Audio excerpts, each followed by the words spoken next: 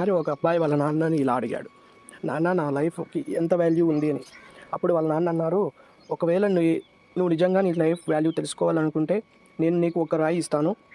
ఈ రంగు రాయి తీసుకొని మార్కెట్లోకి వెళ్ళు అండ్ ఎవరైనా దీని ప్రైజ్ అడిగితే ఏం చెప్పకు, నీ 2 వేళ్ళు చూపించు.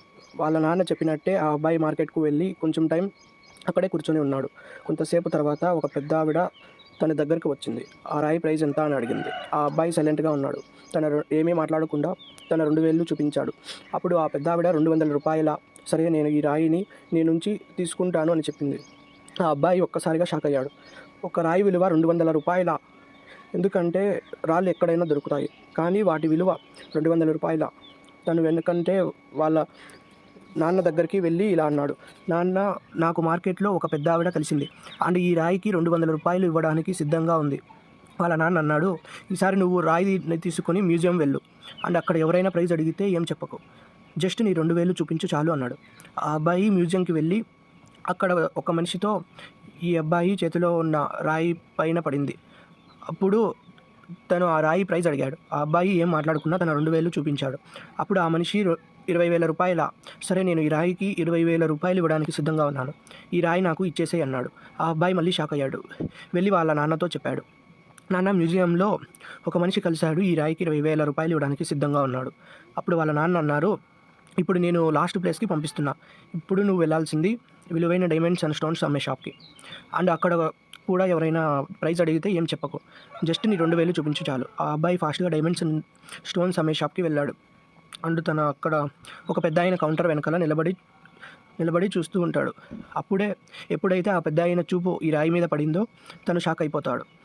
అతను కౌంటర్ నుంచి బయటకు వచ్చి ఆ అబ్బాయి చేతిలో నుంచి రాయి తీసుకొని, ఓ మై గాడ్, ఈ రాయి కోసం నేను లైఫ్ అంతా వెతికాను, ఎక్కడ దొరికింది నీకు ఈ రాయి, దీని ప్రైస్ ఎంత, నాకు ఈ రాయి ఇవ్వడానికి ఎంత తీసుకుంటావని అడిగాడు.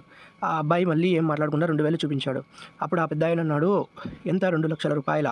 సరే నేను ఈ రాయి తీసుకుంటాను, 2 లక్షల రూపాయలు ఇవ్వడానికి సిద్ధంగా ఉన్నాడు, ప్లీజ్ నాకు ఇచ్చేసేయ్ అన్నాడు. ఆ అబ్బాయి తన కళ్ళని నమ్మలేకపోతున్నాడు. వెంటనే తను వాళ్ళ నాన్న దగ్గరికి వెళ్ళి ఈ విషయం చెప్పాడు.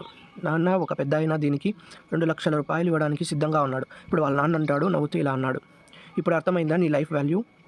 నీ లైఫ్ వాల్యూ అనేది నిన్ను నువ్వు ఎక్కడ ఉంచుతావు అనే దానిపైన డిపెండ్ అవుతుంది. ఇది నువ్వే డిసైడ్ అవ్వాలి. నువ్వు 200 రూపాయలాగా ఉంటావా, లేదంటే 2 లక్షల రూపాయలు అవ్వాలనుకుంటున్నావు?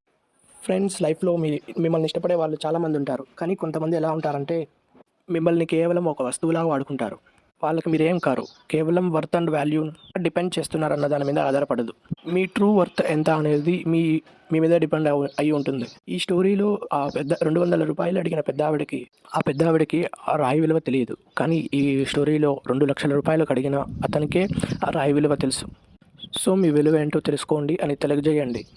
మీకు విలువలేని దగ్గర మీరు ఉండి టైం వేస్ట్ చేసుకోకండి. ఫ్రెండ్స్, అందరితో బాగా కలిసి ఉండి మూవ్ ఆన్ అయిపోండి. మీరు ఈ స్టోరీలో ఏం నేర్చుకున్నారో చెప్పండి.